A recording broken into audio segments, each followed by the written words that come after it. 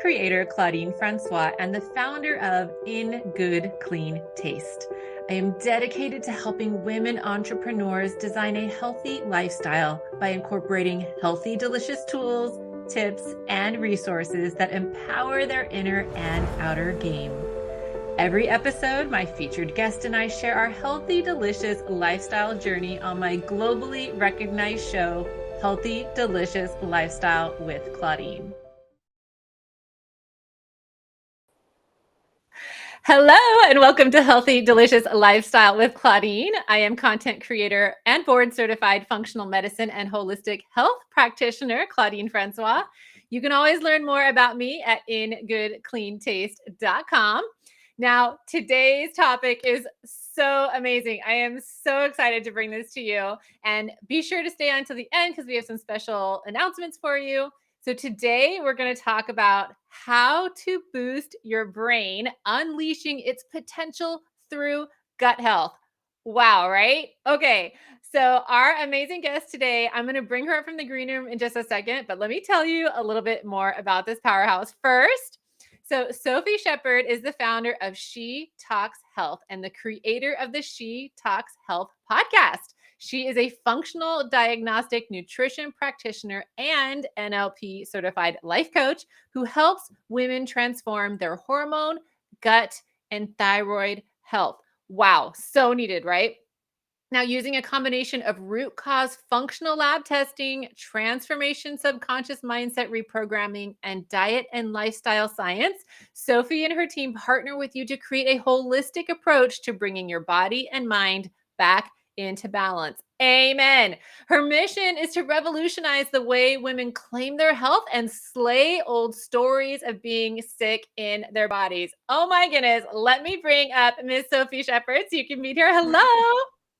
Hi, that was so animated. I love it. I'm really excited. Me too. I love talking about this. I am so excited to talk with you about this today. Thank you so much for being here. And before we get started, I'm going to ask you the first thing that I ask all my guests, which is, what does a healthy, delicious lifestyle mean to you? Yeah, I love that question. I think so my programs are called She Thrives is my main program, and I get this a lot from clients. Like they want to do more than just survive. They want to thrive. And Mhm. so what does that really look like? And for me and for my clients, that means having the space to be at ease and to be calm. We're going to talk about this a lot today, but we can't heal in a stressed place. And filling your cup and your life with what I call primary food, which is, the things that bring us joy, the things that, not just the food we put in our mouth, but the food all around us, right? How are we spending time with people? Are we being creative? What are we doing in community so that we can really fill our cup?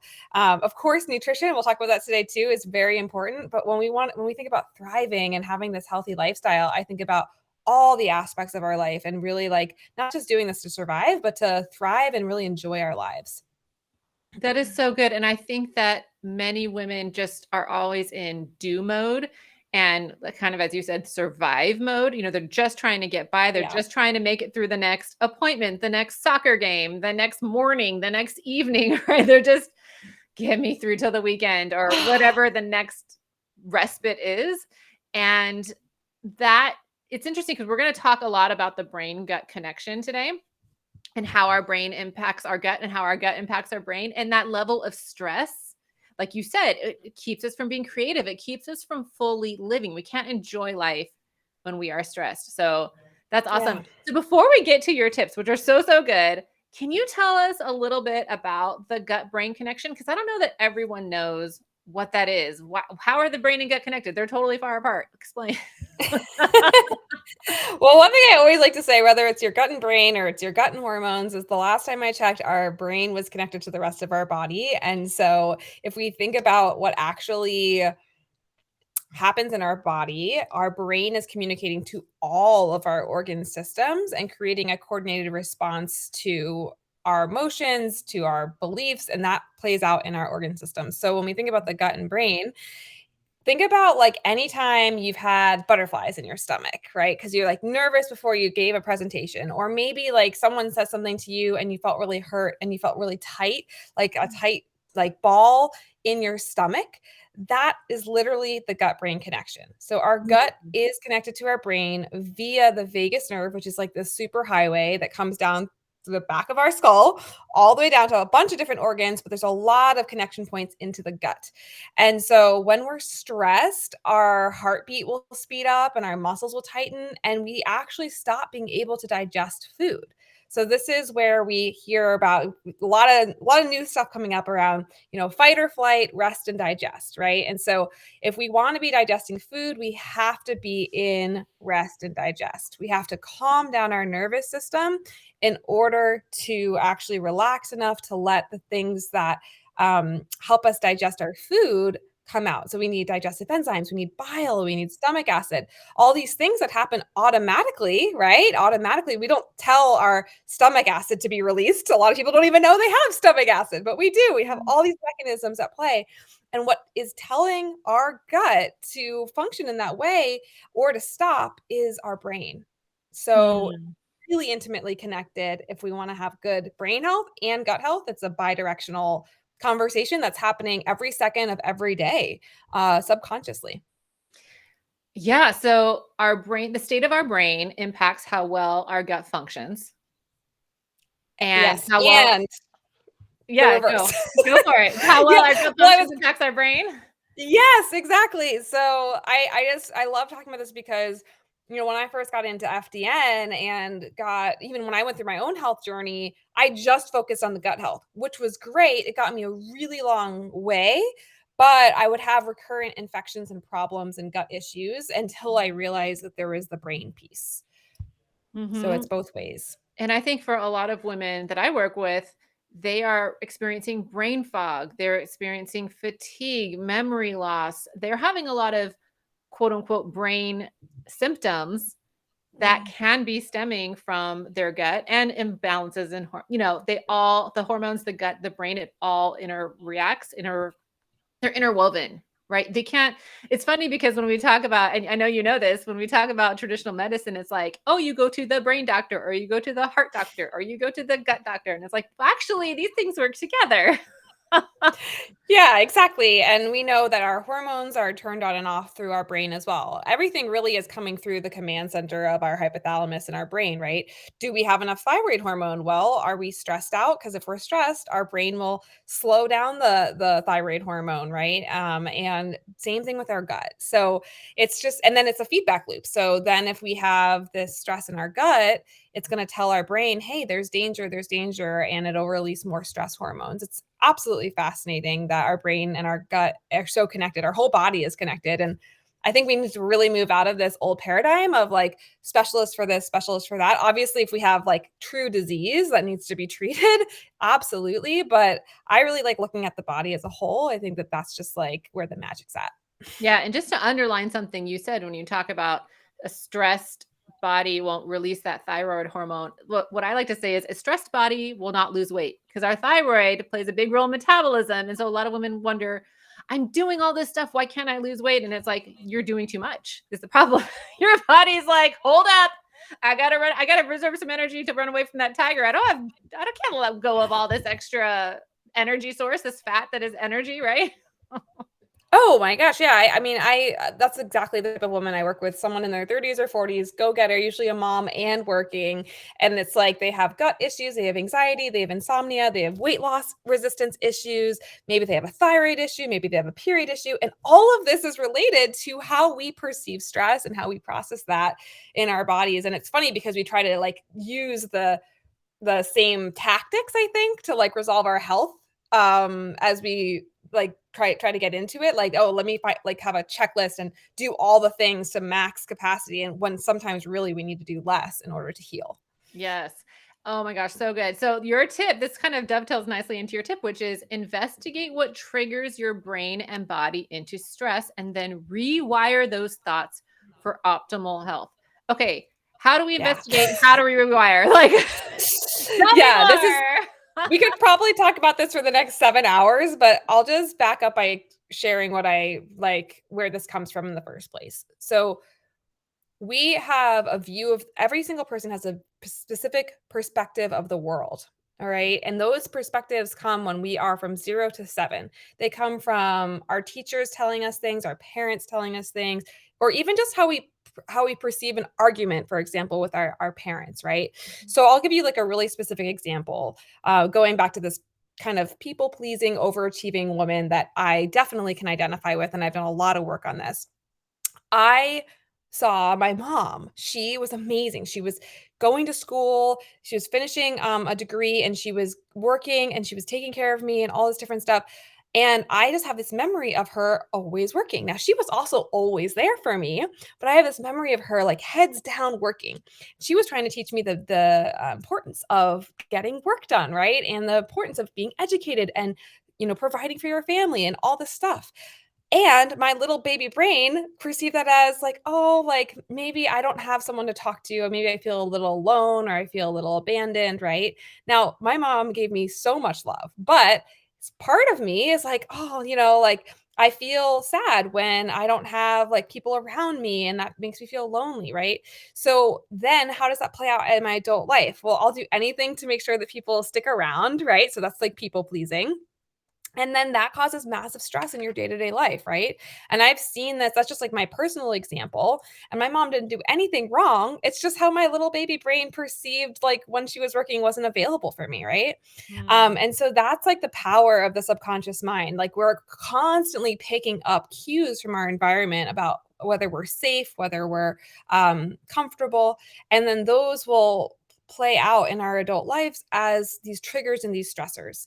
And so when I talk about investigate what triggers, I'm really talking about what are the subconscious beliefs or thoughts that we're having that could be making us feel either unloved, unwanted, not supported, not safe, that's triggering that mm, stress response. And what I find fascinating is a lot of people are like, "Oh, I don't have any of those," right? But like literally any conflict you have, anytime you feel sad, anytime you feel angry, there's an emotional response there, and that is from a trigger of some sort. So we all have them. So mm, investigating those, and like kind of pulling them out, I think of it as like if you've got your cup, right? You've got your mug that you're trying to fill. You always hear like people say, "Oh, fill up your cup, fill up your cup." These are like the holes in the bottom of the cup, releasing stress every mm, single day, and triggering that kind of brain chemistry and neurology of like fight or flight stress. So that's how we like want to think about that. And then as far as rewiring them, that's what I do in practice, and that's something that I give my clients those tools. We go deep. We look at different ways to help them to think about things differently, to go back to the original event and to rewire what they thought at that moment when their mom had their head down or when they weren't available for them or whatever, wherever these things came from, so that they're not triggered on a daily basis anymore. And then we mm, pair that with tools to calm down the nervous system, which I'm happy to talk about in a second, so that they can really get through life with less of this up and down all the time, right? Of this chronic stress. It's not that life isn't going to life at us, but it's like, how can we smooth the waters so mm. that we're not constantly on the stress roller coaster? Yeah, when you say rewiring, I'm thinking reframing. Like when you're talking about going back to your childhood and thinking, what is the event that made me feel or believe this? Like change my beliefs. Hmm. How do I reframe Yes. that? Yeah, I hear what you're saying because Reframe is great.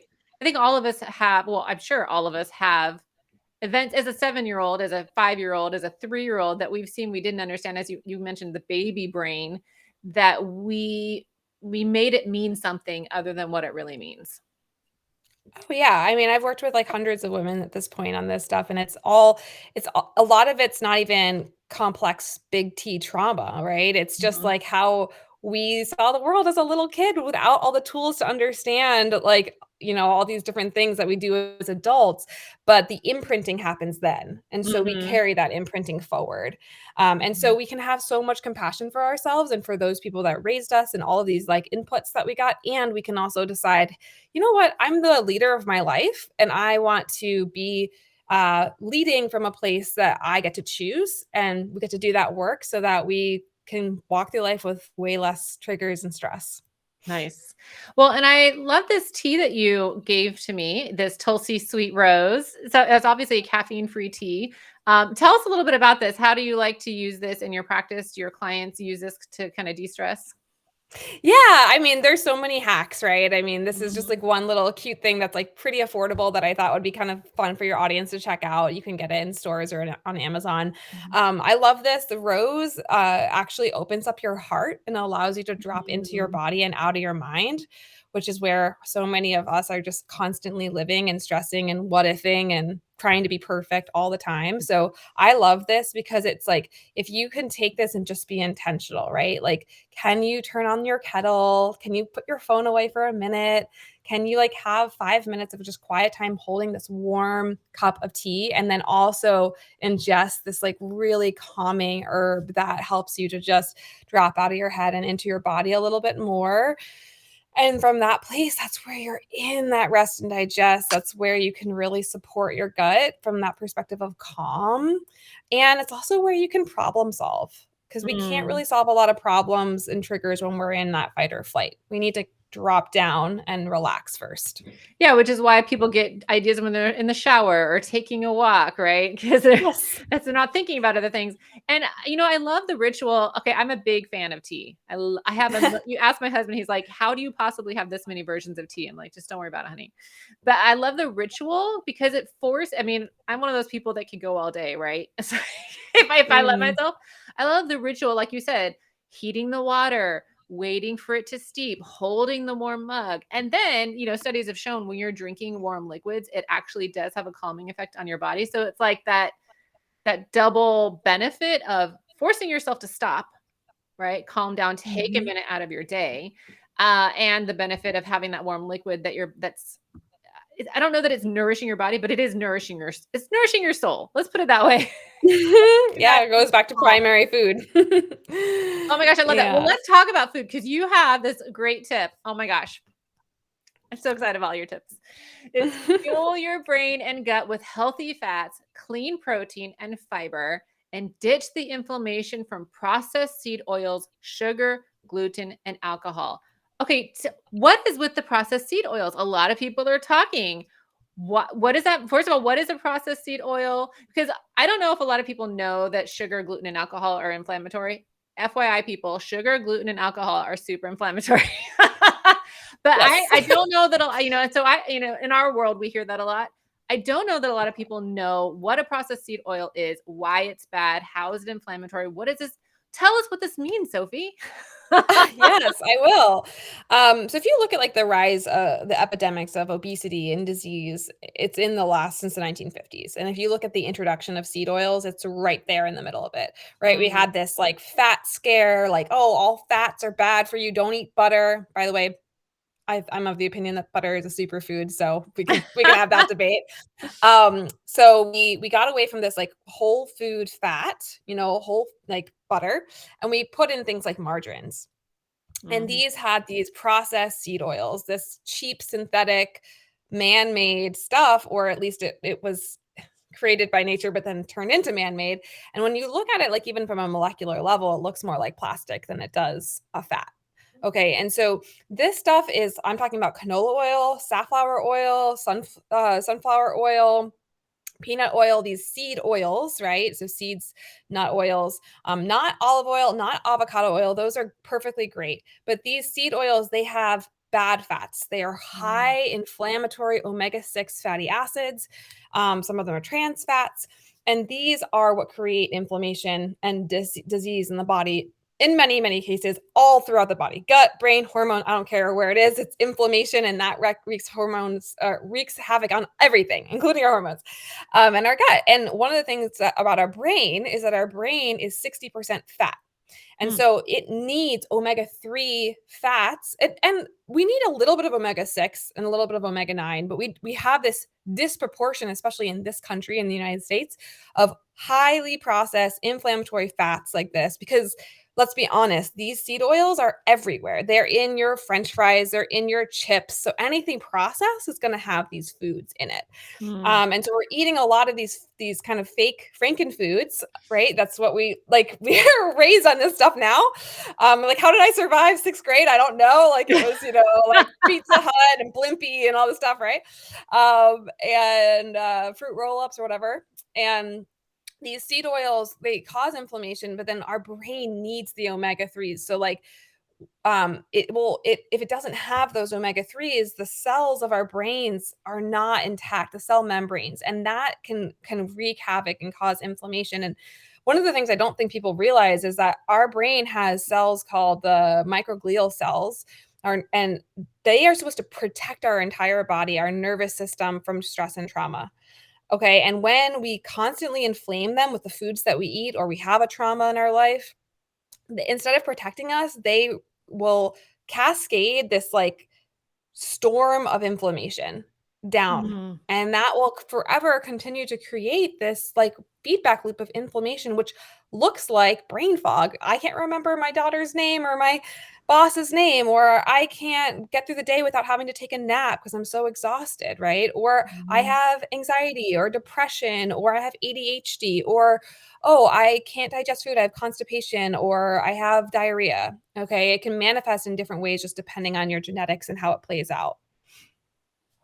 That is such a good point, right? So some of these symptoms that people are experiencing that they think are either hereditary or just a result of getting older, or just not knowing, because oftentimes they'll go to the doctor and the doctor's like, well, you're just getting older, or there's nothing wrong with you, but they have the brain fog, they have the anxiety, depression, as you mentioned, the ADHD, and these are things that are affecting our brain but are super impacted by what is going on in our gut, which is, Yes. Yes. yeah, sorry, I Go got chills. That's ahead. exciting. I get Yeah. excited. Yeah, I do too. I mean, it's because it's bidirectional, right? It's like if we're telling our gut that there's something wrong up here because we think like we're not worthy or we have to be perfect or people pleaser, that's one direction. But then if we're Mhm. eating something that's hitting our gut that's saying inflammation, inflammation, and we know through the process of leaky gut, which maybe I shouldn't even bring up, I don't have time to go through it, but through leaky gut, that inflammation recirculates, right?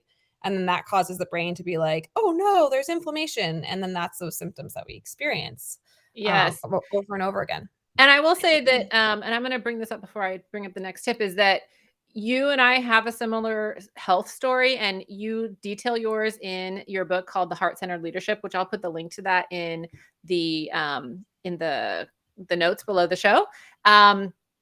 And I'd love for people Thank you. to check that out because your story is super powerful. It just, I think whenever people read anyone's story, if it aligns with them, people are going to be very impacted by it, and it's going to help them feel more empowered to do something with their health.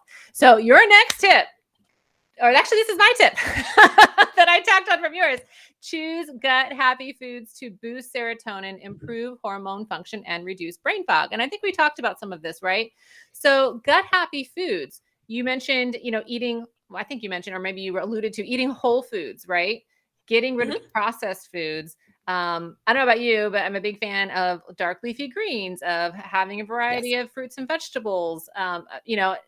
What do you think about, like, what are some gut happy foods or things that you tell your clients, gravitate towards these so that you don't have enough room or energy or like want to have the other stuff?